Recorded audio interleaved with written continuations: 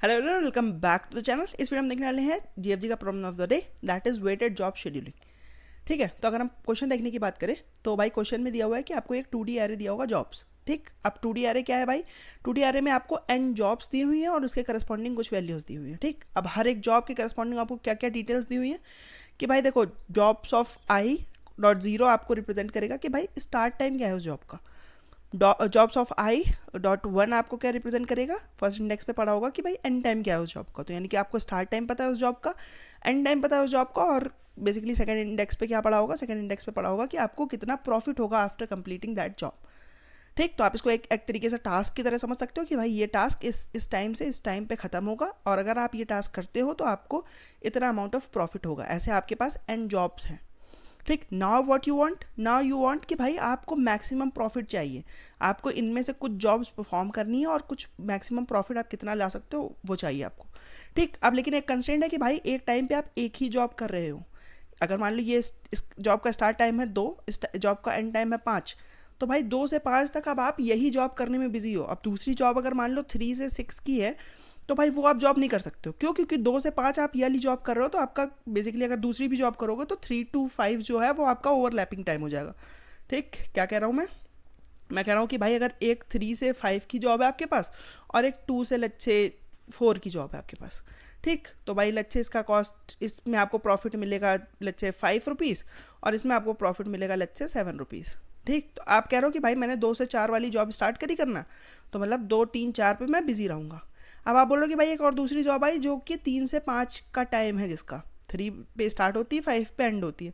तो अब भाई अगर आप ये वाला जॉब भी करोगे तो ये जो 3 से 4 का इंटरवल है ये आपका दोनों में कॉमन हो गया ना भाई। इसमें आप दोनों जगह सेम एक टाइम पे ही काम कर रहे हो, जो कि आप नहीं कर सकते हो। एक बार में एक जॉब में ही आप काम कर सकते हो, दूसरी वाली नहीं परफॉर्म कर सकते हो। That's why they are saying कि भाई you have to pick those jobs which are having non overlapping intervals. ठीक, तो मतलब कि कोई भी कॉमन पार्ट नहीं होना चाहिए इनके बीच में। राइट, सो लेट्स सी, तो हमें भाई कुछ इनमें से नंबर ऑफ जॉब्स पिक करनी है सच दैट कि कोई भी कॉमन इंटरवल नहीं होना चाहिए इसमें, और उससे मैक्सिमम प्रॉफिट क्या आ सकता है ये बताना है हमें। ठीक, जैसे कि अगर इनमें से हमें देखना हो कि भाई ये दोनों जॉब्स है और हमें बिना ओवरलैप करे कोई जॉब्स परफॉर्म करनी है, मैक्सिमम प्रॉफिट क्या ला सकते हैं हम, तो भाई अगर हम ये वाली जॉब परफॉर्म करेंगे तो 2 से 4 बिजी रहेंगे और हमारे पास 5 का प्रॉफिट हो जाएगा। ये वाली जॉब करेंगे तो 3 से 5 बिजी रहेंगे और 7 का प्रॉफिट हो जाएगा। दोनों साथ में कर नहीं सकते हैं, तो obviously we don't want to do this 5 वाला job, we always want to do this 7 वाला job because it is giving us more profit. So that's why we have to maximize our profit, that's why we will choose this 7 वाला job instead of choosing this 5 वाला job. Okay, ठीक, तो अब भाई देखो इन problems को करने का क्या तरीका होता है। इसमें आपको बहुत सारे स्टार्ट एंड टाइम दिया हुआ और प्रॉफिट दिया हुआ करस्पॉन्डिंग। अब आपको इनमें से कुछ जॉब पिक करनी है, कुछ जॉब नॉट पिक करनी है। ठीक, तो इंट्यूशन यहीं से आ रहा है भाई कि भाई ऐसी टाइप्स की प्रॉब्लम को सॉल्व करने के लिए आप हर एक जॉब पे जाओगे, हर एक जॉब पे जाओगे। ऐसे मल्टीपल प्रॉब्लम्स हो सकती है भाई। पिक नॉट पिक वाले बहुत लंबा एक आपका यूज़ केस होता है जिसमें आप बहुत सारी प्रॉब्लम्स के अराउंड रिवॉल्व करती है। अगर आपने ये मास्टर कर लिया तो आपकी बहुत सारी डीपी की प्रॉब्लम्स अपने आप सॉल्व हो जाएंगी। ठीक, इंट्यूशन क्या होता है? इंट्यूशन होता है कि भाई हर, अब तुम्हारा देखो आंसर कैसा दिखेगा। आंसर तुम्हारा दिखेगा a set of jobs that you have picked out of this entire set of job that was available. इनमें से आपको कुछ जॉब्स पिक करके आपको एक ऐसा सबसेट बनाना है such that now you have to maintain one constraint over that you don't really want to have two jobs which are having basically overlapping intervals, that you don't want. अब आपको basically इनमें से एक कुछ jobs pick करनी है, कुछ jobs हटा देनी है, और एक आपका सबसेट तैयार हो जाएगा आउट ऑफ दीज जॉब्स जिसमें आपने मेक श्योर किया होगा कि भाई वो कंस्ट्रेंट फुलफिल हो रहा है, and that is basically the maximum value that you can achieve out of all the subset that are possible following all those constraints.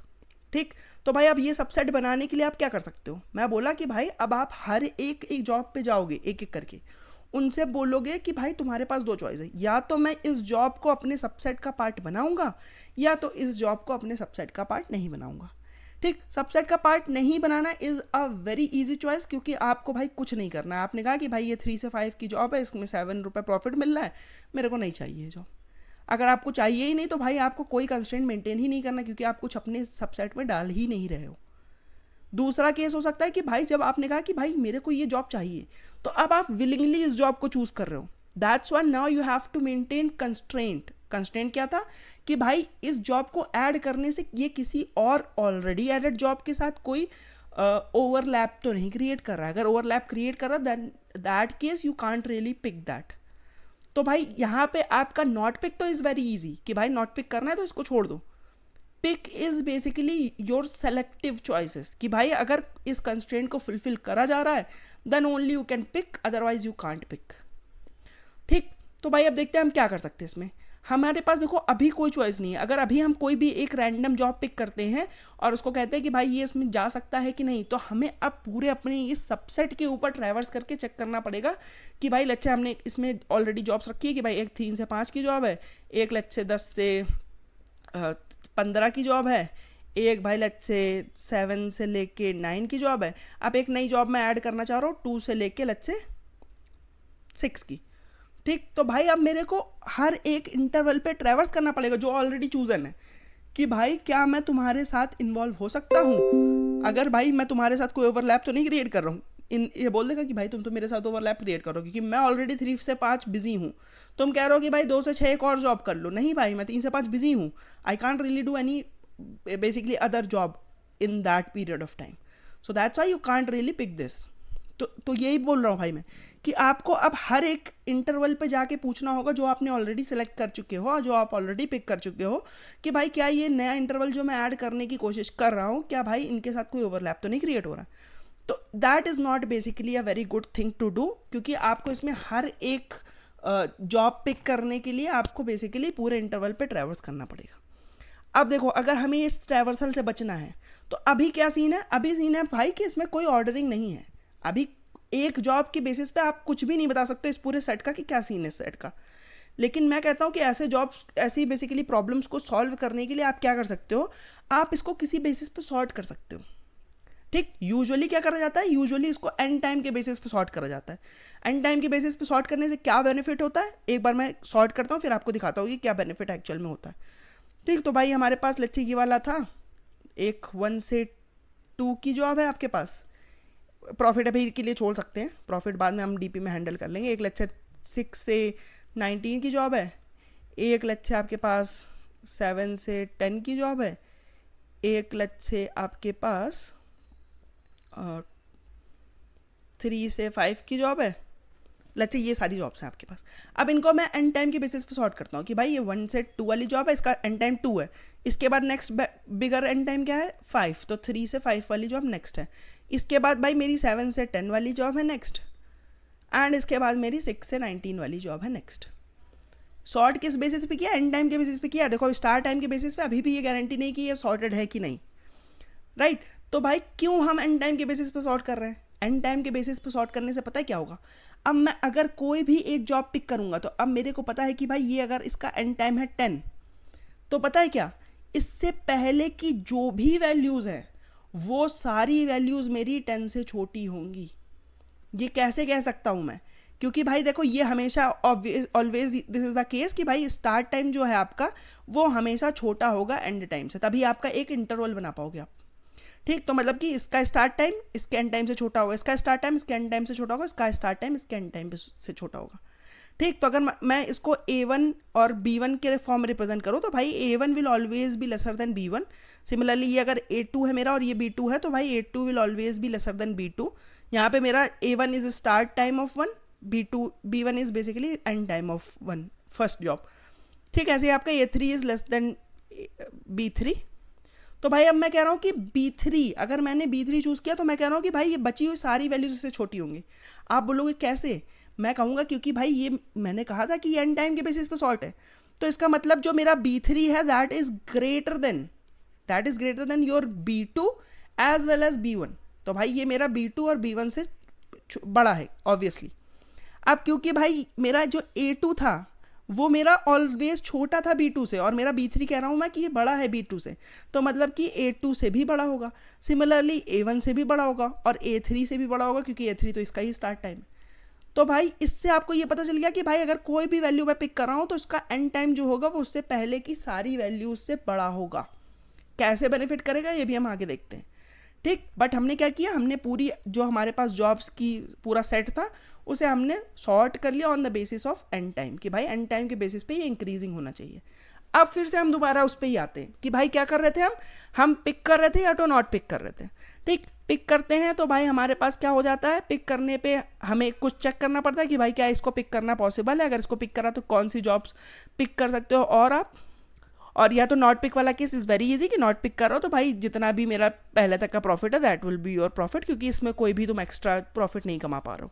ठीक, now let's try to see full algorithm कि how will be able to solve this question. तो भाई एक हमारा 1 से 2 की job है, एक हमारे पास लेट्स से ये सारी नॉन ओवरलैपिंग जॉब्स हमारे पास है, तो दैट्स व्हाई विल टेक 3 से लेट्स से 6 की जॉब, और एक दूसरी हम लेते हैं जो ओवरलैप करे कुछ, तो ये हम ले लेते हैं 4 से लेके 10 की job let's say, and next one will also pick such that ये इसके साथ ओवरलैप करे, तो it will be let's say 7 से लेके 15 की जॉब। कूल, तो ये इसको 16 भी हम कर सकते हैं। ओके, तो अब हम क्या करेंगे भाई, अब हम प्रॉफिट भी डिसाइड कर लेते हैं कि भाई इसका प्रॉफिट अच्छे है हमारा 10, इसका प्रॉफिट है अच्छे है मेरा 30, इसका प्रॉफिट है अच्छे मेरा 20, और इसका प्रॉफिट है अच्छे मेरा 50। ठीक, हमने प्रॉफिट्स भी दे दिए सबको।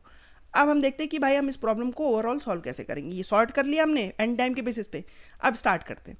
भाई पहली वैल्यू है, अभी हमारे सेट में कुछ भी नहीं होगा, पहली वैल्यू से स्टार्ट किया हमने कि भाई इसको मैं पिक करूं या फिर नॉट पिक करूं। अगर इसको मैं पिक करता हूं तो भाई इससे पहले जो भी जॉब्स मैंने पिक करी उस पर कोई इफेक्ट पड़ेगा क्या। ठीक, पहली चीज़ तो भाई देखो पहला जॉब है, इसको तुम पिक करोगे तो तुम्हें 10 प्रॉफिट मिलेगा, इसको तुम नहीं पिक करोगे तो तुम्हें 0 प्रॉफिट मिलेगा। तो that's why you will always want to pick first job, क्योंकि ये अभी तक तुम्हें इट इज़ गारंटीड कि ये किसी के साथ कोई ओवरलैप नहीं क्रिएट करेगी। तो भाई मैक्सिमम अभी तक का लेट्स से प्रॉफिट हमारा 10 हो गया। ठीक, now our choice is to go to second वाला जॉब। अब भाई हम सेकेंड जॉब पे आए, 3 से 6 का है, इसका प्रॉफिट 30 होगा। तो भाई इस जॉब पे हम बोलेंगे कि देखो भाई अगर हम इसके के साथ किसी को भी नहीं पिक करते तो हमारे पास 30 प्रॉफिट तो जेब में है ही, 30 प्रॉफिट तो हमारा कहीं नहीं जा रहा है। ठीक, तो एक बार यहाँ पे 30 लिख लो कि भाई 30 प्रॉफिट तो कहीं नहीं जा रहा है। दूसरी चॉइस क्या है, दूसरी चॉइस है कि भाई हम इस जॉब को पिक नहीं करें। अगर इस जॉब को पिक नहीं करेंगे तो भाई जो मेरा पहले तक का प्रॉफिट है, जो मेरे बची हुई जॉब्स ने प्रॉफिट दिया है, उतना ही प्रॉफिट मेरे तक का भी हो जाएगा।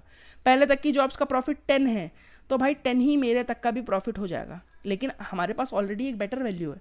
तो will we want to take basically this 10? No, we don't really want to take this 10 because we already have a better answer, better possibility कि भाई हम इस जॉब को ही अगर अकेले भी लेके चलें तो भी हमारा काम हो जाएगा। ठीक, लेकिन हमें अकेले ले चलने की ज़रूरत नहीं है, क्योंकि अब हमें केवल वो जॉब्स रिमूव करनी है जो इनके साथ ओवरलैप क्रिएट कर रहे हो। जो ओवरलैप नहीं क्रिएट कर रहे होंगे वो जॉब्स तो हम ले सकते हैं ना। तो भाई क्या सीन है कि भाई मैंने कहा 6 था मेरा एंड टाइम, 3 है मेरा स्टार्ट टाइम। तो भाई अब मैं कौन कौन सी जॉब पिक कर सकता हूँ, मैं भाई वो जॉब पिक कर सकता हूँ जिनका जो एंड टाइम हो मेरा that is basically less than मेरा इस जॉब का स्टार्ट टाइम। लेस देन और इक्वल्स टू इन्होंने क्वेश्चन में ऑलरेडी दिया हुआ है कि भाई स्टार्ट टाइम इक्वल्स टू भी दिया हुआ है कि one job end time of one job is less than और equals to start time of the next job. ठीक, तो आपका एंड टाइम जिन जिन जॉब्स का इस स्टार्ट टाइम से छोटा या बराबर है वो जॉब्स आप पिक कर सकते हो।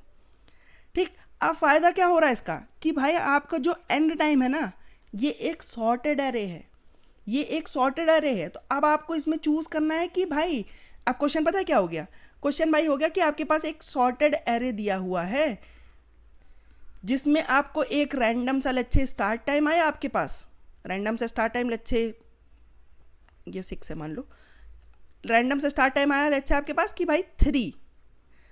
बता दो भाई कितनी जॉब्स मेरी हैं जिनका एंड टाइम जो है वो less than equals to this start time यानी कि 3 के बराबर हो, और ये एक मेरा सॉर्टेड एरे है। तो पता है मैं क्या कर सकता हूँ, अब मैं इसमें बाइनरी सर्च लगा सकता हूँ क्योंकि सॉर्टेड एरे है, इसमें मैं 3 की पोजीशन ढूंढने के लिए बाइनरी सर्च लगा सकता हूँ। This is nothing but your lower bound कि भाई तुम क्या ढूंढ रहे हो, तुम अपनी 3 की पोजीशन ढूंढ रहे हो किसी एक सॉर्टेड एरे में। तो अगर आप ढूंढोगे तो आपको ये वाली पोजीशन मिलेगी, मतलब कि 2 नंबर जो हैं इसमें वो आपके इससे ऑलरेडी छोटे हैं। तो ये 2 नंबर पता है क्या रिप्रेजेंट कर रहे हैं कि भाई 2 ऐसी आपके पास जॉब्स हैं, 2 स्टार्टिंग में ऐसी जॉब्स हैं जो जिनका जो एंड टाइम है वो आपका छोटा है इसके स्टार्ट टाइम से। तो यानी कि वो जॉब्स का जो भी रिजल्ट है वो आप इसमें ऐड कर सकते हो कि भाई मैं उन 2 जॉब्स को पिक करूंगा और उसके बाद बीच की जो सारी जॉब्स हैं वो मेरे साथ क्योंकि ओवरलैप क्रिएट कर देंगी। That's why we will not be able to pick jobs in between, और उसके बाद मैं भाई फिर ये करंट वाली जॉब पिक कर लूँगा। तो this is the only thing that we are targeting कि भाई पता है क्या कर रहे हैं हम, कि ये वाली जॉब है। अब देखो भाई, अब मेरा एंड टाइम क्या है, अब मेरा एंड टाइम है 2, और बेसिकली बस 2 ही एंड टाइम है। जो इससे पहले की जॉब्स है उनका एंड टाइम केवल 2 ही है। एक मैं ढूंढ रहा हूँ कि भाई 3 कहाँ पे आएगा मेरे इस सॉर्टेड एरे में, 3 मेरा इसके बाद आएगा। तो यानी कि एक जॉब ऐसी है जिसको मैं ले सकता हूँ। वो जॉब कौन सी है, 0th इंडेक्स पे। तो भाई मैं कह रहा हूँ कि इसका जो भी आंसर है, इसका आंसर 10 आ रहा है, और मेरा जो भी आंसर आएगा, क्योंकि भाई इसको भी ले सकता हूँ और ये पीछे की सारी जॉब्स भी ले सकता हूँ, तो इसका आंसर 10 पड़ा हुआ है, मेरा प्रॉफिट है 30। तो ओवरऑल प्रॉफिट हम दोनों मिलके बना सकते हैं 40। नॉट जस्ट हम दोनों, मैं और ये, और इसके पहले जितना भी इसने प्रॉफिट अपने हिसाब से बनाया होगा। ठीक, तो ये इस तरीके से हम कुछ करने की कोशिश कर रहे हैं। आप 4 पे एक बार करके देखते हो तो आपको ज़्यादा क्लियर हो जाएगा। 4 पे देखो, अब सेम चीज़ करते हैं कि भाई या तो मैं ये वाली जॉब पिक नहीं करूँगा, अगर नहीं पिक करूँगा तो जिसके पहले तक का आंसर है वो मेरा आंसर हो जाएगा, यानी कि 40 मेरा आंसर तो पक्का होना ही होना है। दूसरी चॉइस क्या है कि भाई मैं अब ढूंढता हूँ कि भाई ऐसा लास्ट आदमी कौन है जो मेरे साथ ओवरलैप नहीं कर रहा है। तो भाई मैं कहूँगा कि एंड टाइम लिख लो सबके, 2 है एंड टाइम, 6 है एंड टाइम, और अब मैं 4 स्टार्ट टाइम के लिए ढूंढना जा रहा हूँ कि भाई 4 कहाँ आएगा इसमें, तो 4 मेरा यहाँ पे आएगा। इसका मतलब जो 4 की पोजीशन आनी चाहिए उसके बाद की सारी चीज़ें ओवरलैप क्रिएट करेंगी। तो अगर मैं ये वाला पिक कर लूँगा तो ओवरलैप हो जाएगा, तो इसके आंसर का मेरे से कोई मतलब नहीं है। ओके, इसका आंसर मतलब मैं अपने 20 में नहीं ऐड कर सकता हूँ। मैं किसका आंसर ऐड कर सकता हूँ, जो मेरे साथ ओवरलैप नहीं क्रिएट कर रहा था, ऐसा लास्ट आदमी ऐसा ये 10 था। तो भाई ये कहेगा कि 10 तुम मेरा प्रॉफिट ले लो और तुम बताओ कितना बना पाओगे। ये कहेगा कि मेरे को अगर लोगे, मेरी जॉब अगर इंक्लूड करोगे तो 20 और ले लोगे, तो 20 + 10 दैट इज़ 30, यानी कि पिक करोगे अगर मुझे तो 30 प्रॉफिट बन पाएगा। भाई ये कह रहा कि तुमको ना लेके ही मेरा 40 प्रॉफिट आ रहा है, क्योंकि पीछे तक की जॉब्स का प्रॉफिट 40 आ रहा है। तो भाई मैं तुम्हें क्यों ही लूँगा, तुम क्योंकि 30 ही बना पाओगे अगर तुम्हें पिक करूँगा, तो मैं नहीं पिक करूँगा तो 40 बना पाऊंगा। तो not picking you is basically more beneficial for me, that's why अब मैं 40 ही लेके चलूँगा। सिमिलरली हमारे पास अब यहाँ पे आया हम, अब इसके लिए भाई सेम चीज़ कि इसको नहीं पिक करोगे तो 40 प्रॉफिट आ रहा है।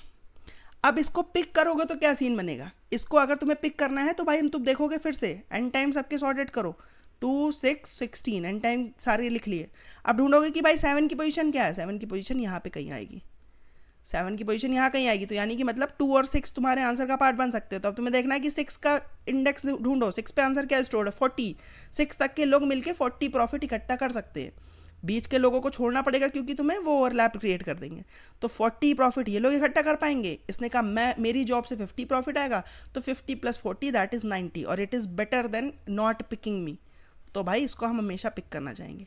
जो भी लास्ट वाली वैल्यू होगी वो मेरा आंसर होगा, क्योंकि ये मेरा रिप्रेजेंट कर रहा है कि मैं सारी पॉसिबिलिटी ट्राई कर ली और लास्ट जॉब पे क्या मैक्सिमम प्रॉफिट बन के आ रहा है, दैट्स वाई इट इज़ 90। ठीक, तो मोटा मोटा हिसाब देखें तो हम क्या करने की कोशिश कर रहे हैं, हम भाई पहले एंड टाइम के बेसिस पे सॉर्ट कर रहे हैं। क्यों सॉर्ट कर रहे हैं, ताकि हम बाइनरी सर्च लगा पाएँ। बाइनरी सर्च किसके लिए लगा पाएँ, कोई भी स्टार्ट टाइम आया मेरे पास तो मैंने कहा भाई ये स्टार्ट टाइम बताओ इस एंड टाइम के एरे में कहाँ पे आएगा, वो मेरा ये बताएगा कि भाई आखिरी बंदा कौन था जो ओवरलैप क्रिएट नहीं करेगा। अब मैं उसका प्रॉफिट उठाऊंगा और अपना मेरा जो भी बेचने पे मेरा प्रॉफिट आएगा, और इन दोनों का सम में एक पोटेंशियल आंसर बन गया ये पिक के केस में। और नॉट पिक तो हमेशा होगा कि भाई मेरा जो पिछले वाली जॉब तक बेसिकली जो मेरा आंसर था that is also one answer. ये नॉट पिक का केस है और ये मेरा पिक का केस है। तो भाई इन दोनों में से जो भी मैक्सिमम होगा उसको उठा के मैं अपनी डीपी में रख दूंगा। ठीक, अगर मैं आप इसको कोड दिखाने की कोशिश करूं तो देखो कोड में भी सेम चीज़ करी है मैंने। पहले इसको सॉर्ट करा है, सॉर्ट देखो मैंने अपना एक कस्टम कंपैरेटर फंक्शन लिखा है जिसमें मैं क्या कर रहा हूं, जिसमें हर बार मेरी एक कैरे पास होगी। अगर आपको कंपैरेटर लिखना नहीं आता तो सीख लो भाई, क्योंकि ये बहुत काम आता है ऐसे सिनेरियोज में जहाँ पे आपको किसी बेसिकली कोई एक कॉम्प्लेक्स ऑब्जेक्ट दिया होता है और उसके बेसिस पे सॉर्ट करना होता है किसी एरे को। ठीक है, तो क्योंकि अब हमें पूरी एरे सॉर्ट करनी है ना, क्योंकि केवल किसी कोई एक पर्टिकुलर कॉलम नहीं सॉर्ट करना, पूरी एरे सॉर्ट करनी है on the basis of that. तो that's why you need a comparator. ठीक, तो भाई इसमें हम देख रहे हैं कि भाई ऐसे सॉर्ट करो ताकि मेरा जो एंड टाइम है वो जिसका छोटा है वो पहले आए, जिसका बड़ा है वो बाद में आए। This is basically the logic for writing a comparator. तो मैंने इस लाइन के बेसिस पे क्या लिख लिया है, इस लाइन के बेसिस पे मैंने लिख लिया है कि भाई मेरा एंड टाइम के बेसिस पे सॉर्ट कर दो। उसके बाद मैं सारी एंड वाली लिख ले रहा हूँ, सारी जॉब्स का एंड टाइम लिख ले रहा हूँ, क्योंकि अब मैं इसमें बाइनरी सर्च लगाऊंगा। ठीक, ये कॉम्प्लेक्स वाले एरे में बाइनरी सर्च लाने में थोड़ी दिक्कत हो सकती है, that's why I am writing all the end times in sorted order, क्योंकि सॉर्टेड तो ऑलरेडी मैंने कर लिया था, बस अब मैं सारे एंड टाइम यहाँ पे रख ले रहा हूँ, जिससे मैं इंडेक्स निकाल पाऊँ कि भाई लास्ट वैल्यू कौन सी थी जो मेरे साथ ओवरलैप नहीं करेगी, तो मैं उसको अपने आंसर में ऐड कर पाऊँ इन केस ऑफ पिक। ठीक, अब मैं क्या करूँगा, अब मैं अपनी डीपी बना ली। स्टार्ट में मैंने कहा था कि भाई डीपी के पहली वैल्यू में तो तुम हमेशा प्रॉफिट उठा लोगे, क्योंकि इसको ना लेके कोई मतलब नहीं बनेगा, क्योंकि इसका हमेशा प्रॉफिट तुम्हारा पॉजिटिव है, क्योंकि प्रॉफिट क्या रहेगा तुम देखो तो हमेशा पॉजिटिव है, तो that's always a beneficial thing to pick it, because अगर पिक नहीं करोगे तो तुम्हारा प्रॉफिट जीरो रह जाएगा। ठीक है, तो that's Y DP of zero हमेशा होगा प्रॉफिट ऑफ फर्स्ट पर्सन। इसके बाद आप दूसरे इंसान से लेके डीपी लगाना चालू करोगे। अब हर बंदे के पास दो चॉइस है। पहली चॉइस पिक वाली चॉइस। पिक वाला केस क्या होगा भाई कि तुम फाइंड करो, अपर बाउंड लगाया मैंने, अपर बाउंड क्या देता है, C++ में अपर बाउंड देता है हमेशा जो भी वैल्यू तुम दोगे अपर बाउंड को उससे एक बड़ी वैल्यू का इंडेक्स देगा। ठीक, हमेशा मैं बड़ी क्यों फाइंड कर रहा हूँ, ताकि मैं अगर इसमें से -1 करूँ तो हमेशा मैं मेक श्योर कर पाऊँ कि भाई एक छोटी और बराबर वैल्यू पे हूँ मैं। अगर लोअर बाउंड लगाऊंगा तो भाई उसमें फिर मैं कंफर्म नहीं कर पाऊंगा कि ये वैल्यू प्रेजेंट थी या फिर नहीं प्रेजेंट थी। ठीक है, तो आप ये एक बार देख लेना लोअर बाउंड अपर बाउंड का यूज़ केस। यहाँ पे अपर बाउंड लगाना हमेशा बेनिफिशियल है, क्योंकि अपर बाउंड निकालूंगा तो हमेशा एक मैक्सिमम वैल्यू देगा, हमेशा एक बड़ी वैल्यू देगा, और उसके बाद उसमें मैं -1 करूँगा तो मैं हमेशा मेक श्योर कर पाऊंगा कि भाई मैं तो या तो एक इक्वल वैल्यू पे खड़ा हूँ या तो उससे छोटी वैल्यू पे खड़ा हूँ। ठीक, तो इंडेक्स निकाल लिया हमने। अब ये इंडेक्स भाई इस एरे के अंदर होना चाहिए। अगर इस एरे के अंदर नहीं है तो इसका मतलब कि कोई भी ऐसा बंदा है ही नहीं जिसके साथ मैं ओवरलैप नहीं कर पाऊंगा।